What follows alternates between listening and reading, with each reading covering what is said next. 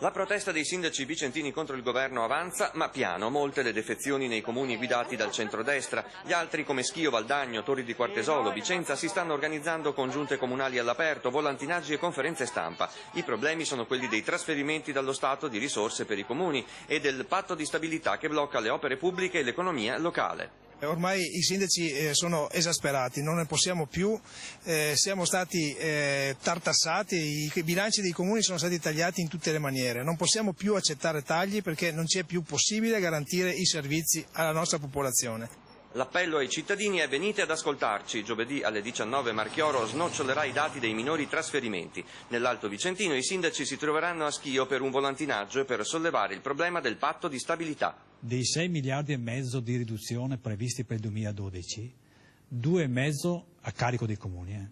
2,5 sono di tagli, quindi sono di minori trasferimenti dello Stato ai comuni.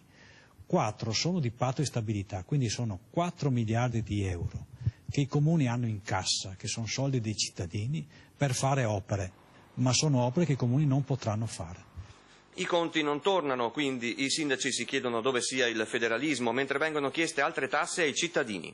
Abbiamo un ulteriore taglio non comunicato in nessuna legge, non previsto, con la prima applicazione del federalismo municipale ci siamo ritrovati altri 90.000 euro in meno nel bilancio. Se questo è il federalismo stiamo andando dalla parte sbagliata.